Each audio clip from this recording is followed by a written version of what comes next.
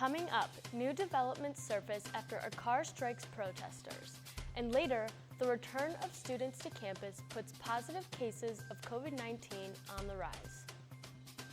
It was a weird weekend for Iowa athletics, and I'll give you the details in sports. It's getting hot and humid in Iowa City, but please keep your face mask on. Stay tuned for this week's forecast in weather. All that and more coming up on this Monday morning edition of DITV News. Don't go anywhere. DITV News starts right now.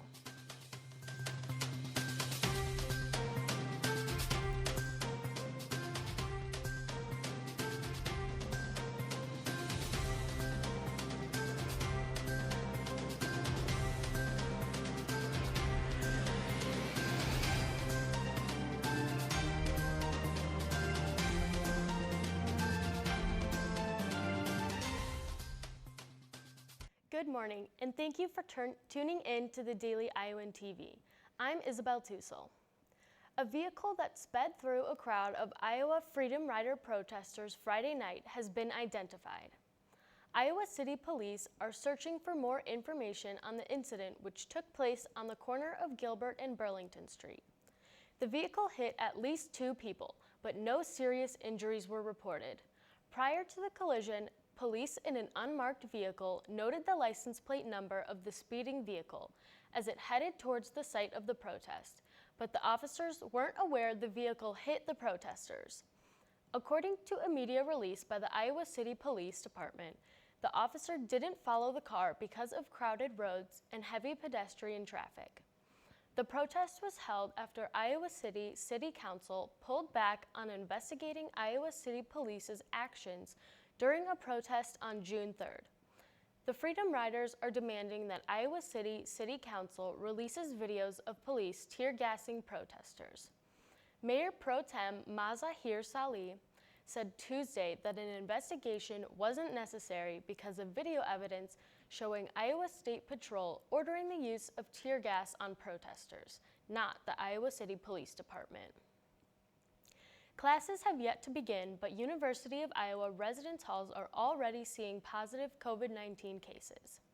One university student's experience being transferred to quarantine housing went viral this weekend, eliciting an apology from UI Housing and Dining.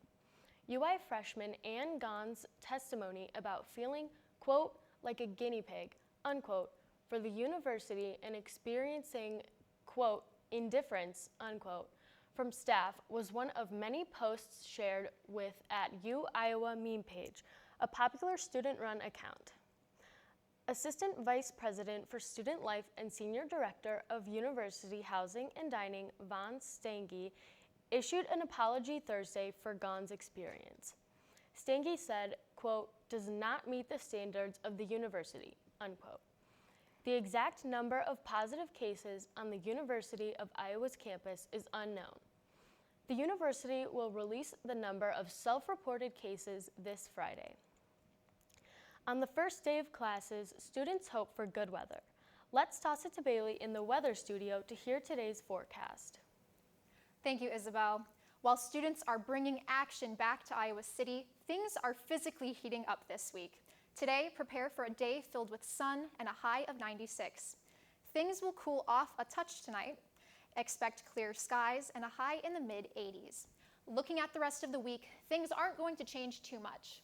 Expect a week of highs in the 90s and lots of sun. Now would be a great time to stock up on sunscreen to avoid those pesky face mask tan lines.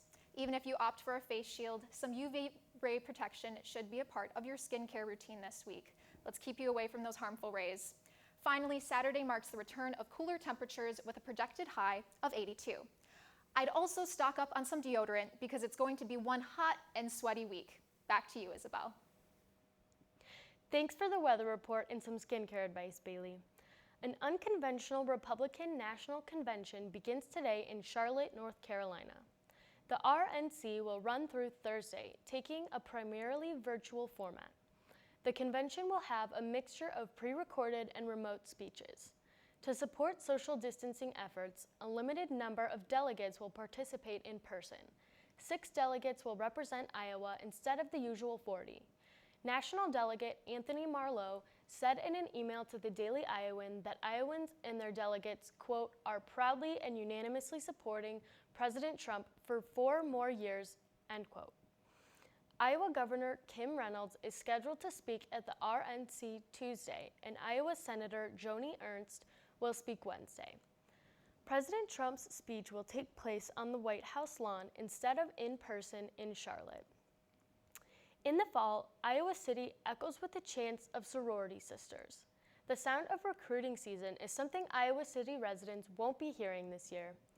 Due to the COVID-19 pandemic, UI Greek life leaders are focusing on the safety of their members and potential recruits by moving the process online. DITV news reporter Katie Wadman has the story. Virtual formal recruitment begins August 28th. University of Iowa's first formal recruitment during the coronavirus pandemic. This year, it's looking a little bit different, with students wearing masks and social distancing. Every year, students look forward to formal recruitment, and sororities and fraternities are taking extra precautions this year for the safety of their members and potential recruits.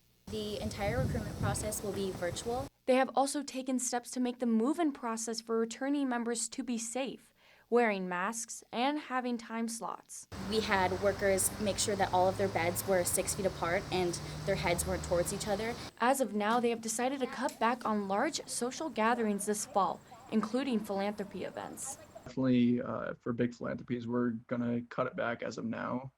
I don't think we're having one this fall. They are saddened that there is a potential chance that their year may be cut short if COVID-19 worsens. I would be disappointed if we sent home, but I would totally understand as to why if it were to, if COVID were to spike here. I think it's like something that's definitely in the back of everyone's minds, and it's kind of the worst case because, everyone loves being here. Reporting at the University of Iowa, Katie Wadman, DITV News. Virtual formal recruitment begins August 28th. Well, it's been quite some time since we've seen that black and gold on the field. Let's toss it to Cade in the sports studio to find out when we'll see the Hawkeyes back in action. Thank you, Isabel. It really has been a long time since I reported on the Hawkeye sports, and sadly, it's going to be a little while longer before I get the chance again. It's been a sad sports summer here in Iowa City, and here's how I've come to explain it all. College athletics have been directly impacted by the COVID-19 pandemic more than any other league. Earlier this year, the NCAA canceled some winter championship competitions and all spring sport competitions. As the summer went on, the big question was what's going to happen to football? Well, as we know, the Big Ten Conference has decided to try to delay the season until spring. Most smaller conferences have done the same, but the SEC, ACC, and Big 12 are all still trying to make it happen. Meanwhile, back in Iowa City, there have been even more sports impacted by COVID-19. It was announced over the weekend that the university is going to be cutting the men's and women's swimming and diving team, the men's tennis team, and the men's gymnastics team. Gary Barta and Bruce Harold have come out and said this is due to the ongoing budget cuts that are being made due to COVID-19.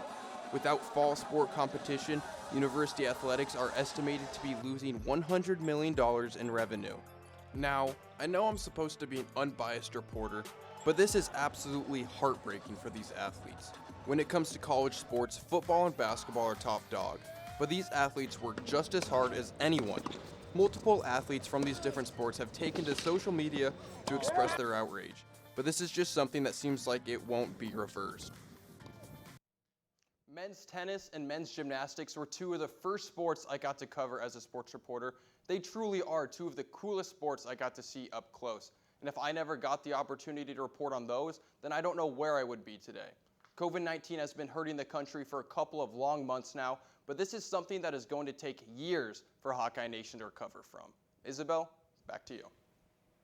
Thank you, Cade. I'm looking forward to seeing the Hawks back in action when that time comes. The school year is kicking off across the country with a majority of learning taking place online.